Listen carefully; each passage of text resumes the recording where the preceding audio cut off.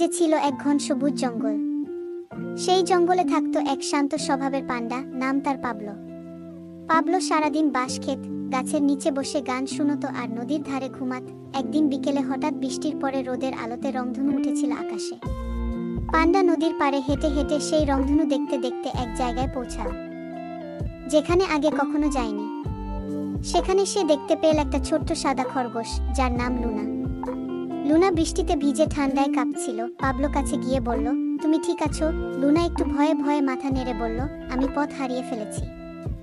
Pablo তখন তার বড় পা দিয়ে একটা পাতার ছাতা বানিয়ে দিল আর বলল, চলো আমার সঙ্গে চল, আমার গাছের নিচে খুব আরাম পাওয়া যায়। সেই থেকে লুনা আর পাবলো একসাথে থাকতে শুরু করলো। পাবলো লুনাকে বাঁশপাতার চা খাওয়াত, আর লুনা পাবলোকে মিষ্টি গাজরের পুডিং বানিয়ে দিত।